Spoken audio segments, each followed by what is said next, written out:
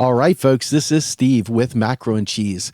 Folks, I have covered Gaza in many different ways over the last year. It has been probably the single most gut-wrenching subject that our podcast has covered.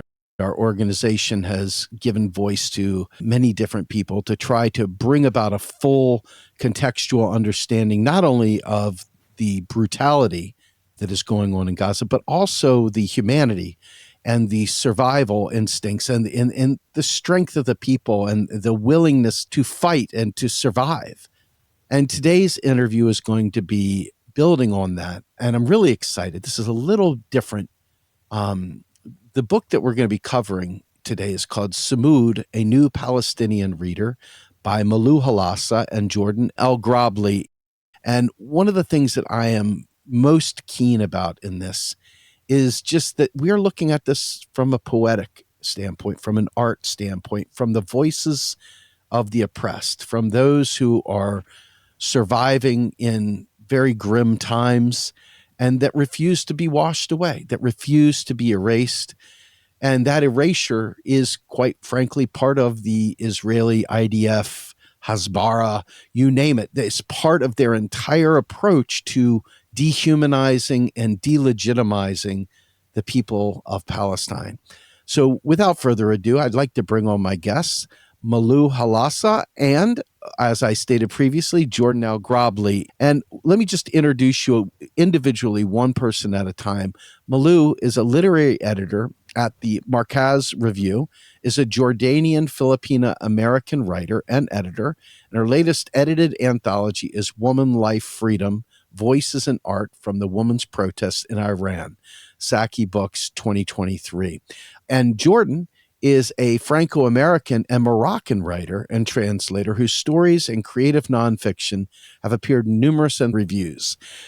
With that, let's go ahead and get started. So you both, thank you for joining me, first of all. I really appreciate you taking the time. It's a pleasure. Thanks for having us. Absolutely. This book's title, I'm not going to lie to you, I've never heard the word Sumud. And I didn't know what a reader was originally, but offline you told me, I think our audience would love to hear it. So your new book, Sumud, A Palestinian Reader, brings together essays, fiction, poetry, and art primarily by Palestinian writers. What does Sumud mean, and why did you choose it? Well, Sumud has been often translated as steadfastness or standing fast. But Sumud has been an ethos that the Palestinians have really developed and lived over the years. The Palestinian author and human rights lawyer Raja Sheheda has written from Ramallah that Sumud is practiced by every man, woman, and child in Palestine struggling on his or her own to learn to cope with and resist the pressures of living as a member of a conquered people. Sumud is watching your home turned into a prison. You choose to stay in that prison because it is your home and because you fear that if you leave, your jailer will not allow you to return. It is developing from an all-encompassing form of life into a form of resistance that unites the Palestinians living under Israeli occupation. I've been hearing the word Sumud for such a long time. Palestinians have been living under military occupation. They've endured dispossession of their homes, what now numerous human rights organizations, including B'Tselem, which is an Israeli human rights organization, call apartheid. And Sumud just is how they refer to the fact that they never give up. Love it. I love it. And so obviously this is a reader. A reader basically is a collection of disparate writings, etc. Can you elaborate more on that, Malu? Well, it is a collection of disparate writings on a topic. And I like to think of a reader as it's almost like surround sound, is that you get an array of voices that really shows the complexity of an issue.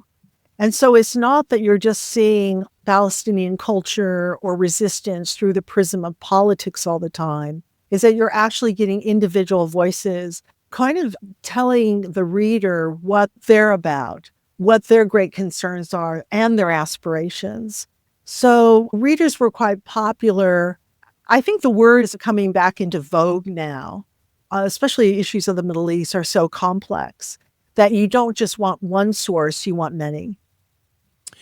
In what way are you guys connected to the struggle of Gaza? Obviously, we are all impacted by this in one way, shape, or form, but you took the extra step of actually putting things together. I mean, what was your impetus for this? What was your motivation? Well, on my side, I've always felt like an honorary Palestinian because I agree with Nelson Mandela that until the Palestinians are free, none of us are. And so I look upon the Palestinians as a people that sort of willy-nilly, they didn't invite it, but they became colonized, and Israel is really a settler colonial project, although a lot of Jews would resent and disagree with that because of the historic connection that the ancient Hebrews have to that land. But in the Markaz review, where most of this material appeared, we've always been paying attention to the struggles of Palestinians, Lebanese, Syrians, the Arab uprising, which in Arabic we called Thawra, but you called it the Arab Spring. And so the purpose of the Markaz Review is to give voice to the people from the region. And the Palestinians have always been resisting their military occupation. And Gaza is the first place where that happens because it's actually been under siege for 17 years. You know, they closed the borders, they closed access to international waters, and so forth. I think that my connection to Palestine is that, well, my father's Jordanian, my mother's Filipino. But the Jordanians are very close to the Palestinians, and we have relatives in the West Bank. A cousin of mine, through marriage, she hijacked a plane. She was part of the Sabina hijacking in 1970. But on a very personal note, I can remember during the 1967 war, my father and uncles outside our house talking in the yard. They kept their voices very quiet because they were Arabs and it was a war. And 67 was a time when Israel's success in the region gave them a real ascendancy in American politics. And so Palestine has always been at the heart of our family discussions. It's a wound. Palestine is a wound that doesn't go away because it's ignored. And the people live so terribly under occupation for so long. And there's a kind of world indifference towards that Arab families feel very upset about. And they think about it a lot and talk about it. And don't forget that the Israeli propaganda, the Hasbara, has long said that there is no such thing as the Palestinian people. That was Golda Meir who said that years and years ago. That idea has been implanted in the American media. It's been repeated often enough that there are people who repeat that without really understanding what they're saying. Yeah, Pavlovian almost. I think also Middle Eastern families in America, they don't see themselves represented, whether they're Palestinian, Jordanian, Syrian, they don't see themselves represented in American culture. So they're always seen as other or outside. And I think the Palestinians and Palestinian culture even more so. Clearly, one of the, I believe, the primary angles of the IDF and Benjamin Netanyahu and the other right-wing lunatics that have really just committed, let's just call it what it is, a genocide. I know part of what they want to do is literally erase the Palestinians from existence so that there's not even a scrap of paper that says their names. I mean, they targeted the hospitals, they targeted the records places so that people's births are erased, people's family line erased. Records of everything about their existence has literally been erased and turned to rubble. And it feels like maybe what you guys did was give voice so that they're not erased. I mean, can you tell me a little bit about what that erasure looks like from the viewpoint of some of the writers that came through? I mean, what are we talking about here? Because from the outside looking in, obviously it's horrible, but what does that look like from the other direction, from the other dialectical perspective? Let me jump in for a second, Steve. You know, this is not a new thing. It didn't start with Gaza. 50 years ago, the Israelis assassinated a writer named Hassan Ghanafani in Beirut. It actually was in 1972. It may be more than 50 years. But in the 80s, they stole the Palestinian film archives. And there are many, many examples of how they have tried to erase Palestinian culture. I mean, in 1948, when they flattened several hundred Palestinian towns and villages, they tried to erase that history. You know, they paved over it. So Palestine is like a palimpsest. On the surface, there's one thing, and beneath it is all the history that's being paved over. But, in this latest iteration, there are many writers and journalists and poets who've been killed. And you're right, they would like to erase those voices if they can. And I think that's why culture is so important to the Palestinian people. Literature, memoir, poetry, art is so important because in each cultural expression, they are saying we're here. One of the things that the book looks at is how art has been attacked really by the Israelis. There are like 4 founders of the Palestinian modern art movement, and they started in the 60s and 70s. And at that time, the Palestinian flag, it was illegal to show the flag. It was illegal to show the colors of the flag. They didn't have galleries. There were no art schools in the occupied territories. So people were doing galleries and shows, exhibitions in schools and in church halls and, any sort of public buildings. And the Israelis, the IDF would come and they would arrest people if they were showing the flag. So emblems of nationhood, emblems of Palestinian aspiration on very basic levels were taboo or censored. Then the one thing that the Israelis have been very good at, and that Jordan writes about in his essay for Sumud, is that the Israelis have always killed moderate voices of Palestinians, Palestinian writers. I mean, in Gaza, if you look at all the institutions, the universities and schools that have been destroyed, it shows that culture is dangerous to them. And that anything that gives a platform for Palestinian voices or Palestinian aspiration or Palestinian culture is something that they are definitely against, that they don't want. So it is a mighty erasure.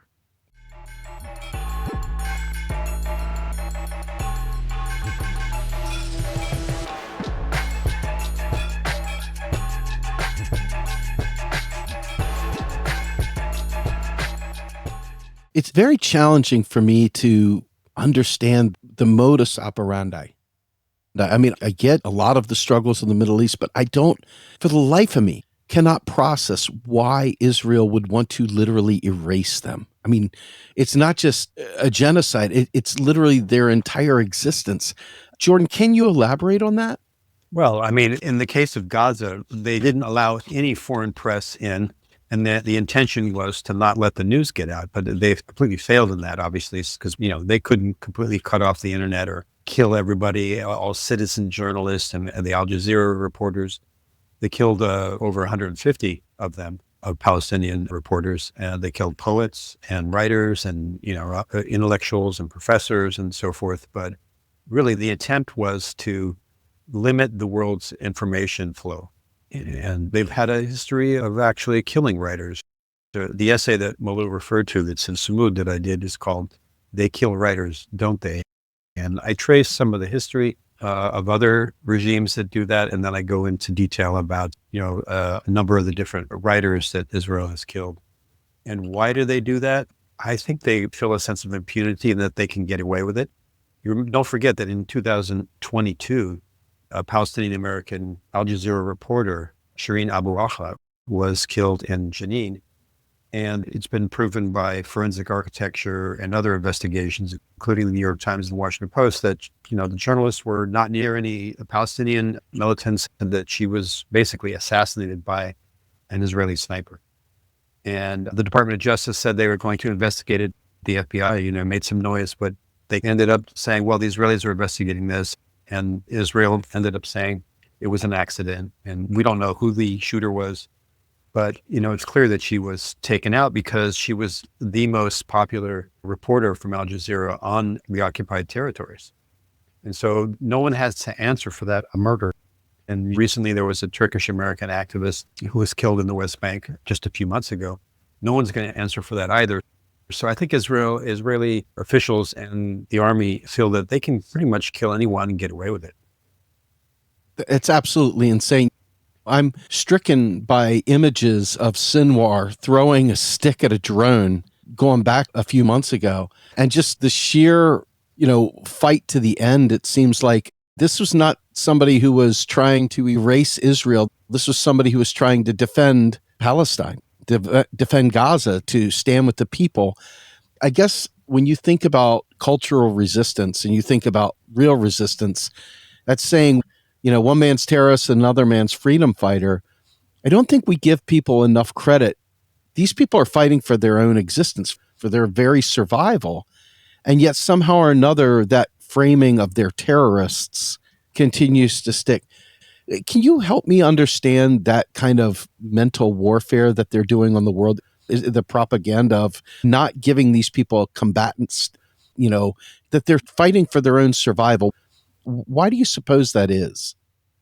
Because they're being bombed all the time wherever they turn.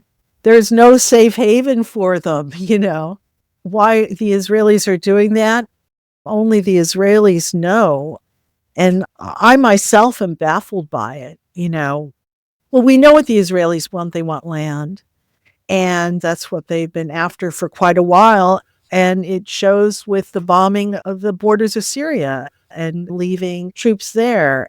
There's a very interesting map maker, Dr. Abu Sita, who his maps show exactly how, even with armistice lands, like, for example, in the 67 war, that the Israelis took more of Gaza.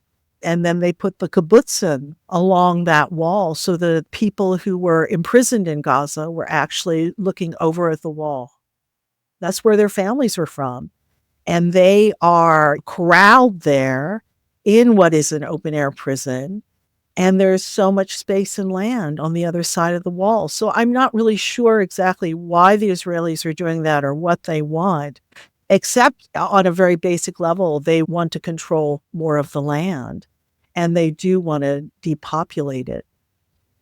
My question regarding Sinwar, was to bring about a form of resistance, but you all talk about the cultural resistance. And why do you think that is so reviled, if you will? Why do you think the cultural resistance is seen as such a scary, frightening thing?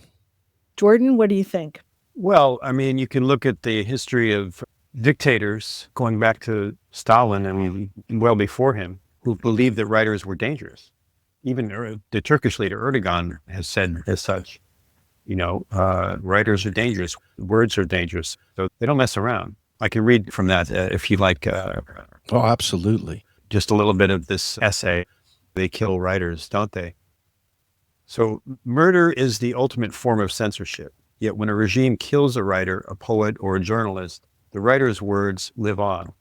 Spain's dictator, Francisco Franco, who ruled the country for 4 decades, pursued a brutal policy of repression against Spanish poets and writers, evidenced by the fascist murder of poet Federico Garcia Lorca.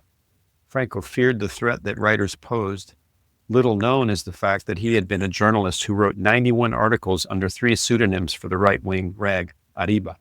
In Iran, Ayatollah Khomeini and Mohammad Khatami and their regime's supporters were responsible for a spate of murders from 1988 to 1998 that included dozens of writers, poets, translators, and intellectuals. Under Stalin, many writers were imprisoned, sent to Siberian work camps, or driven to suicide.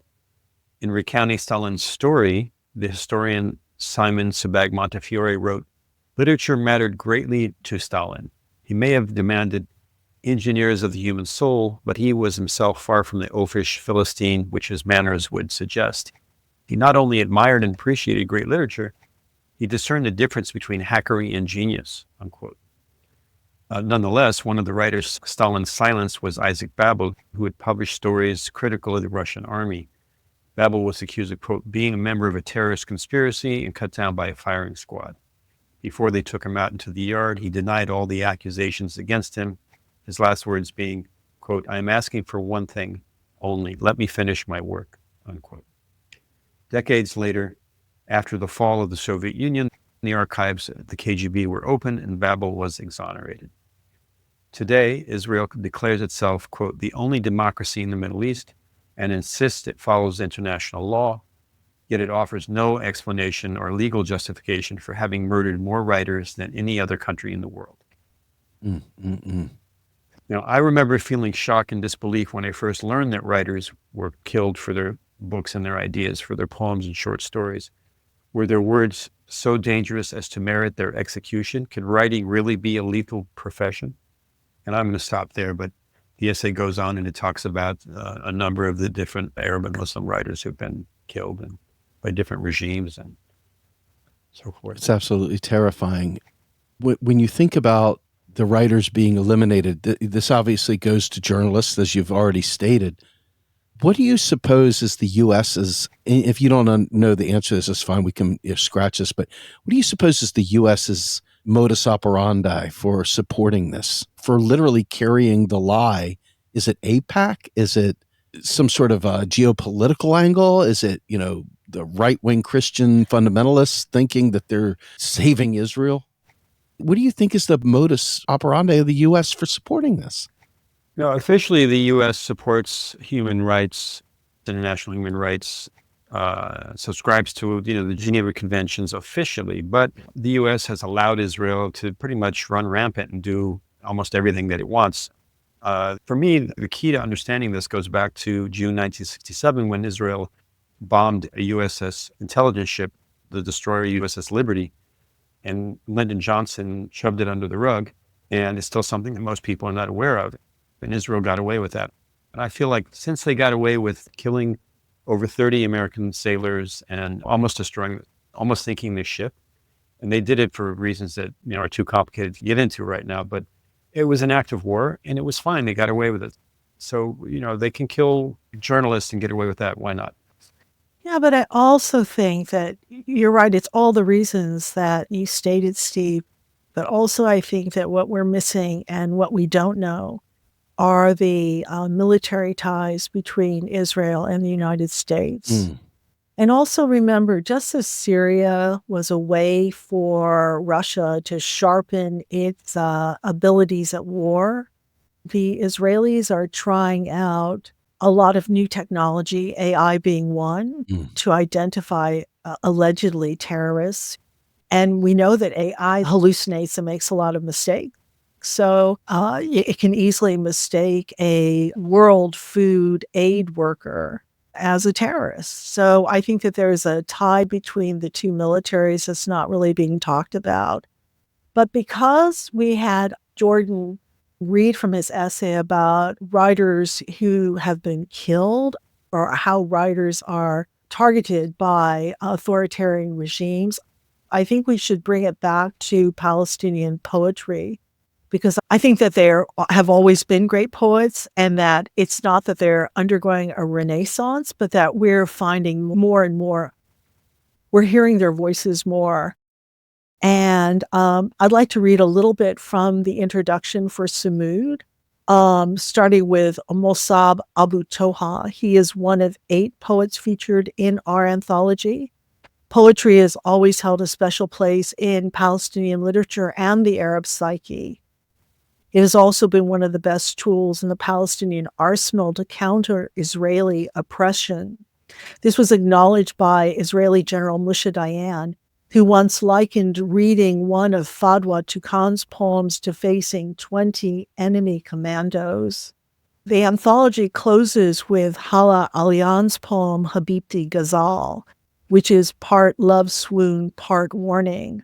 Alian is an award-winning poet, author, and clinical psychologist. The title of her 2024 opinion piece for The Guardian, I Am Not There, I Am Not Here, a Palestinian-American poet bearing witness to atrocity, references to Bach, a counterpoint, an elegy for the late Edward Said, written by great Palestinian poet Mahmoud Darwish. In this article, Alian explores an essential aspect of contemporary Palestinian life, and she'll bring us back to the idea of Sumud. Sumud has become a multifaceted cultural concept among Palestinians, she has written. To its usual meaning of steadfastness, she adds that the word in Arabic is, quote, a derivative of arranging or saving up, even adorning.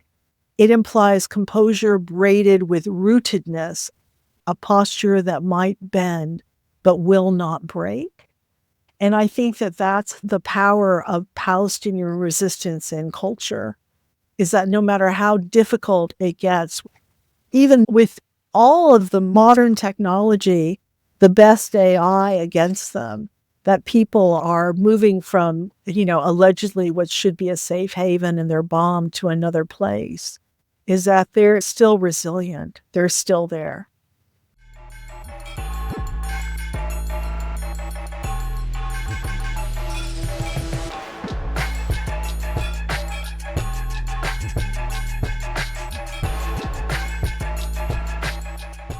I remember distinctly seeing the drones run by AI, and they would make sounds to bring the kids out, and then they kill them.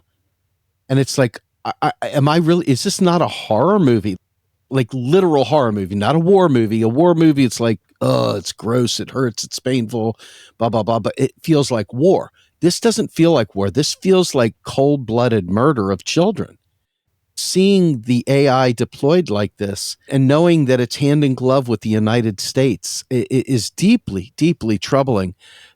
Can you talk to me just a little bit about, maybe some of the specific writings outside, or including the poetry, that maybe you found to be the most inspirational? I found this short story inspirational, but also what I found, it's called Application 39. It's by Ahmed Massoud. And people don't associate humor, even Black humor, with Palestine. But this is about a sort of like a hacker's bid to get Gaza City to apply for the Olympics and win the bid for the Olympics. But the story itself, it's set in a dystopian future. And there are drones that come down and look at these hackers. And, they have to state who they are. But one of the hackers has a computer hidden and he's able to disable the drone. Recently I heard a story of an aid worker. A drone flew right, an Israeli drone, IDF drone flew right in front of him, asked him to identify himself, asked him to show what was in the trunk of the car, asked what various things were. And because he was able to answer in a way that, satisfied the people who were controlling the drone, he was not killed on the spot. So, even in Palestinian science fiction, what their worst case scenario that they're writing about, thinking about the future, is happening right now. Absolutely. Yeah. There's another book that deals with this. It's called Palestine Plus 100, meaning 100 years. And there's a lot of futuristic writing in that book. But I think the future is here right now. What's happening in Gaza with all of these drones, and they've been there for years. This goes back to 2008, 2009. And Gazans have become used to it. Now, they've become much more deadly in the last two attacks in 2014 and now. But can you imagine that the drones are not going to be coming to us in other countries? I think we're just around the corner from that kind of control.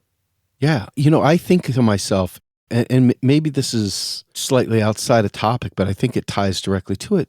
But I know as an American, living in the continental U.S., that even though my heart feels tremendous fear and both sorrow, there's nothing that can compare to physically being there. So in the U.S., I think people are oftentimes, walled off from the reality of even seeing the TikTok videos and seeing all the other writings and pleadings and so forth from that. It still is surreal. But to your point, Jordan, it's happening now. It's not happening in some far off future. It's happening now. And those technologies are being rolled out in various places throughout the U.S. even right now. I mean, you look at Cop City that is being developed in the South, and you look at some of what's going on even in the wildfires in California right now. We see prisoners being put out to the front lines to put out these fires. And once again, all these ideals that we have as quote unquote the theoretical American dream, which is largely an American nightmare for a great many people, it still pales in comparison to what is happening now. So I don't think people realize that the moment is now. It's not in 10 years. It's not when it's convenient. It's happening right now. And How might you present that to our listeners, from your vantage point, the nowness of it all?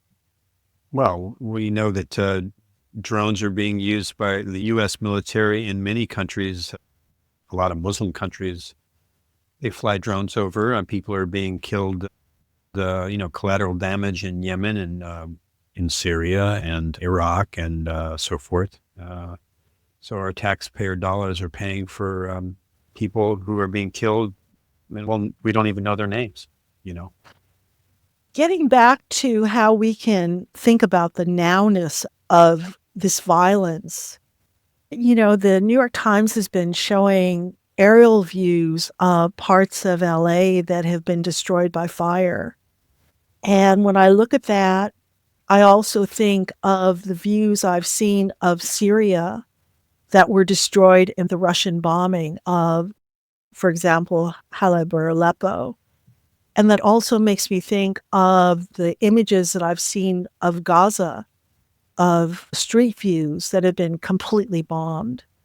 And I think that the nowness of it, okay, what's happening in LA, of course, is wildfires and it's nature, but it's man-made.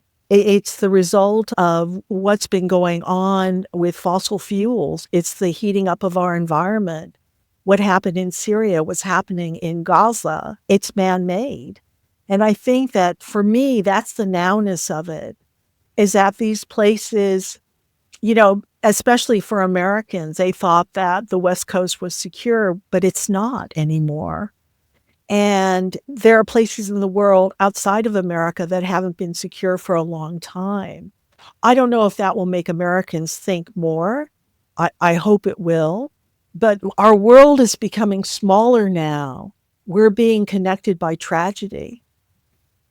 And something else that I want to remember also is that, okay, when I say the word Hiroshima, listeners in their mind, they go back to, this is history of, World War II in 1945. But Israel has dropped so many bombs on Gaza that it's the equivalent of 5 Hiroshimas. Wow. Imagine that. And not only that, but the pollution. I mean, Gaza was actually fairly fertile, and then there were farmers. Well, I don't know if anything is going to grow in Gaza for a generation. So, they've committed genocide, but they've committed, ecocide. They've also destroyed the universities, all of the universities, a lot of the schools are destroyed. Scholasticide. Scholasticide. So, there's so many different ways that Gaza is being decimated. And I think that we're going to see this happening in other places. The fact that Israel's been able to so far get away with all of this, again, they're testing their technology on the Palestinians, but other countries are seeing what's happening and they're seeing what they are getting away with. And this means that the entire world is less and less safe. And it also means that this technology will be sold to authoritarian regimes.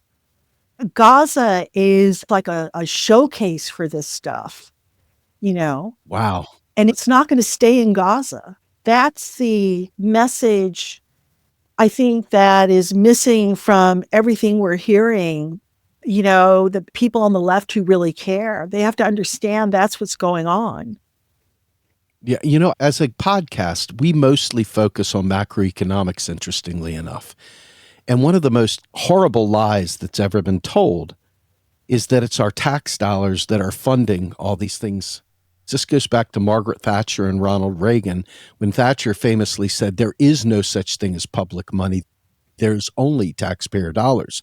And ever since then, we have thought of ourselves as like a household budget piggy bank, when in reality, it's much more nefarious than that.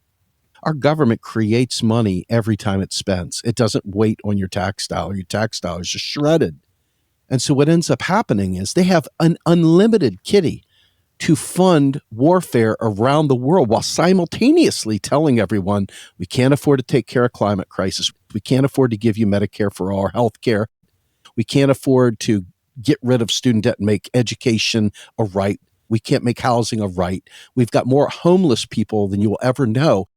And the lie is so pernicious, and it's said so frequently, and we believe it so earnestly, that they allow us to fight within ourselves for an austerity narrative Yeah. based on something that is not real. The coupon issuer, being the federal government and its fiat currency, spends this money literally spends it into existence. So everything you see happening over there, every nickel that is given to Israel is given to them, and they could give them even more. You notice they don't raise taxes to pay for all these billions are given to Ukraine or billions are given to Israel. They never raise taxes for it. Why not? It's because taxation stopped funding federal government many, many, many moons ago. I mean, 1946, I think the guy's name was Beardsley Rummel. And he said, taxes for revenue are obsolete. He was a Fed chair at the time.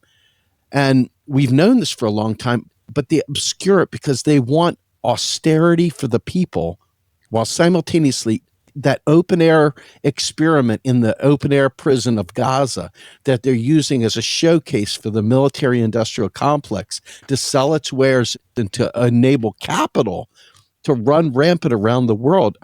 I mean, the level of dystopia only goes deeper the further you get into understanding the role of the IMF in oppressing the global South. And Gaza is a large part of that. Talking to many good African economists and understanding the way that the U.S.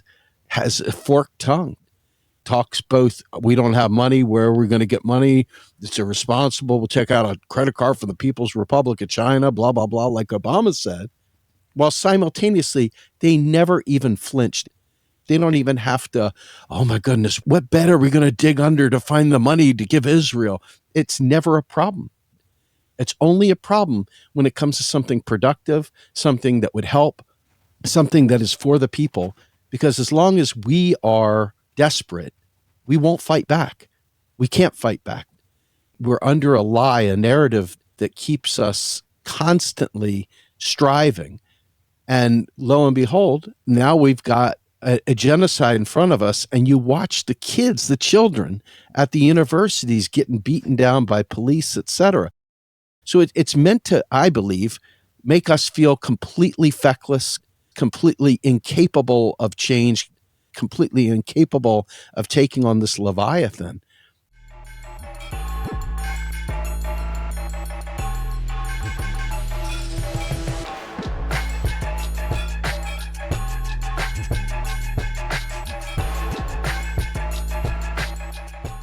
I think that's what's so fascinating about this reader that you guys have put out, is that instead of inspiring doom's feeling and complete impossibility of it all, I believe its target is to bring about the hope. This is a story of hope.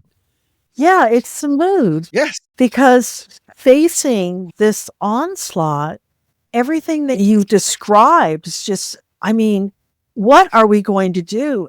And the only thing we can do is to hold fast and create art and help other people's expression, make platforms. And all of this really does remind me of something that we have in the introduction. I don't know if would you mind if I read another short passage? I got a 15-page intro that I read earlier. That was amazing. I would love for you to read from it. Yes, please. Well, this was told to me by a Palestinian family. And when they told it to me, Jordan and I were writing the intro, and I had to put this story in because I thought this encapsulates not just Sumud, not just Palestinian resistance, but the human condition and the human spirit on many levels, not just the people who are victims, but also the people who are oppressors. And I'll read it now. During the war on Gaza, there have been scores of trophy videos posted on the internet by Israeli soldiers in the Strip. One that appeared on TikTok shows a devastated home. The Palestinian family who owned the property discovered it by chance, having been forced out of the same house months earlier, and sent the short, disturbing film to relatives and friends. In it, an IDF soldier films his unit. Helmeted and armed combatants yell to each other as they make their way through the debris on the stairs and utterly trashed rooms. Sunlight streams in through the windows. Every now and then, the soldier points the camera downward in a family memento, perhaps a framed picture, can be glimpsed among the smashed furniture and the detritus strewn across the floor. From the layout of the house and the curved metal banister on the stairwell, it was obviously once a gracious family home. It's unclear why the film was uploaded in the first place. By the time it arrived in one of our WhatsApp group chats, a comment in Hebrew had been posted on the video. It read, "In the midst of battle, I see a mirror." These words seem less triumphant and more reflective. One could even suggest that the person who made the comment feels ashamed. In this time of brutal, unassailable war, what is the power of culture? It not only reveals who we are to others, but in many ways demonstrates the essentialness of who we are to ourselves. The elderly Palestinians who owned this house, who brought up their many children and their grandchildren in it, they were also shown in the video. Afterwards, they said to themselves, "We can fix this. We can do this."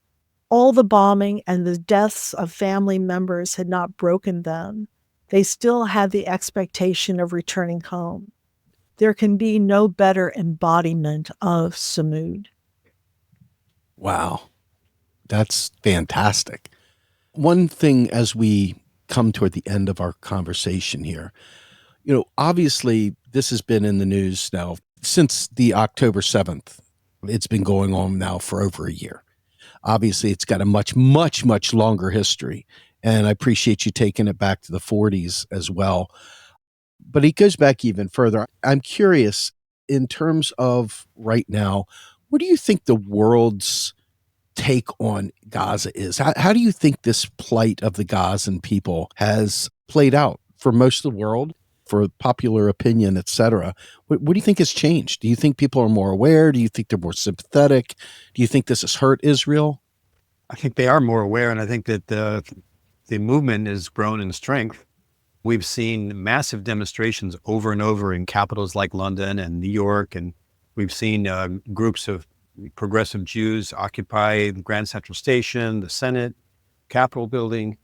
The French president, Emmanuel Macron, tried to ban pro-Palestinian demonstrations.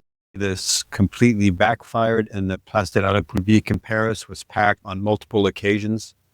I think that this whole movement has gained a ton of momentum. It reminds me of the anti-apartheid movement of the 80s.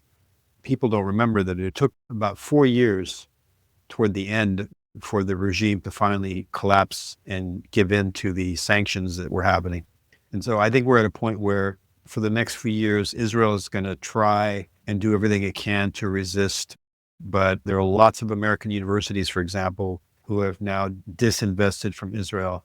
We're not hearing about it that much right now because there's a lot of anti-Palestinian speech in the government and the media. But students and progressive activist groups have made a difference in the U.S. So I think that's probably a trend that we're going to see continuing in other parts of the world. Also, I want to tell you about a group called AirDrop. AirDrop is a group of activists who, using forensic techniques, looking at film footage that the IDF is quite proud of and posting on the internet saying, this is a precision bombing in Gaza. What AirDrop does is that they take a 360-degree view of that bombing with witnesses on the ground who have been filming it, and they find out who was inside the building when that bomb went off. Is this really a precision drop? And they're able to verify in one of their investigations that it was a teacher inside the building and that it isn't a precision drop. And what they're doing is that they are collecting this evidence. And I heard Emily Tripp, who's one of the main people there, and she said that you have to remember that war crimes, it takes a long time to prosecute people with war crimes. But what AirDrop is doing is that they're collecting and collating the evidence. And I think that what's happened, it's true. I never thought in my lifetime I would see the sea change against Israel. But what's also happening is that you have groups like Airdrop, like Forensic Architecture, that are really gathering information, and this information will eventually be used in war crimes tribunals and trials. So I think that that's also something that's important to understand what's going on, that's one of the important things, that activists, people on the ground, are actually gathering information and taking steps themselves. Wow. First of all, I want to thank you for joining me today. But before we close out, I'd like to give each one of you a chance to put an exclamation point on this. I'll start with you, Jordan, and we'll circle back to Malu for the final word. Give us your parting thoughts there. What do you think is the most important thing that we did or didn't capture in this call? Well, I think we definitely should remember that this is a book largely by Palestinians about Palestinian life, and that it's very important for everyone who is interested in strengthening humanity, period, that we should support literature and art, and we should support freedom of expression. And, Sumud, a New Palestinian Reader, really is a celebration of the freedom of expression, which is the fundamental human right that the Markaz Review supports. Great. And you, Malu? Well, I think what's important is that books, movies, music, all of this is a platform for individual voices to express who they are, but also to celebrate the human condition. And I think that Sumud does that because for so long the Palestinians have been invisible and they've been erased, that to see their culture front and center is incredibly powerful. And I think that's one thing that I wanted the book to do. I wanted it to be a platform for these voices and for these ideas, because these ideas are not ideas for the Palestinians alone. These ideas are ideas for all of us. I love it. I love it. You guys were great. I really appreciate y'all joining me today. I'm sure there's much more that we could have gone into, but folks, I hope you'll go ahead and get the book, Sumud, A New Palestinian Reader by Malu Halasa and Jordan Elgrably. Where can we find more of both of your work? I know obviously at the Markaz Review, but where else? Oh, I've just written a story about Felice Rosser and Faith NYC and racism and misogyny in rock for Index on Censorship. Oh, wow. Okay. And how about you, Jordan? Well, I have a book that came out recently in which actually Malu and I both have short stories. It's a collection of short stories from City Lights publishers in San Francisco. It's called Stories from the Center of the World, New Middle East Fiction. And I think that's pretty much available everywhere. So if you like short fiction and you're interested in Palestinian writers and other writers from that part of the world, it's a pretty good book. And also, everyone join us at the Markaz Review. We just did a double issue on genre fiction, horror, sci-fi, romance, detective fiction. It's kind of amazing, the new writing that's coming out of the Middle East, Iran, Afghanistan, Pakistan, North Africa. There's a lot of very good writing that's happening, and you're not going to read these stories in the mainstream press. So come on out to the periphery. Right. And also, thanks for mentioning that. If people go to themarkaz.org and click on events, you can see where we're going to be on tour on the East Coast presenting this book. We'll be in DC, New York, and Boston, Harvard at the end of January and early in February. That's fantastic. And one last thing, we're always looking for new and interesting writers. Ah, okay. Opportunity. There you go. All right. Well, folks, thank you very much for your time. Let me just say, my name's Steve Grumbine. I am the host of the podcast Macro and Cheese, and I'm also the founder of Real Progressives, which is the parent company of this podcast. We are a 501c3 nonprofit, and we survive on your donations. So please, if you consider the work we're doing worth your time, please consider donating to us. You can either find us on Patreon at Real Progressives, or you can go onto our website, realprogressives.org, and donate, or you can go to our Substack and become a donor as well. And with that, I'd like to thank both of my guests, Malu Halasa and Jordan Elgrably. One more time, on behalf of Macro and Cheese, myself, Steve Grumbine, we are out of here.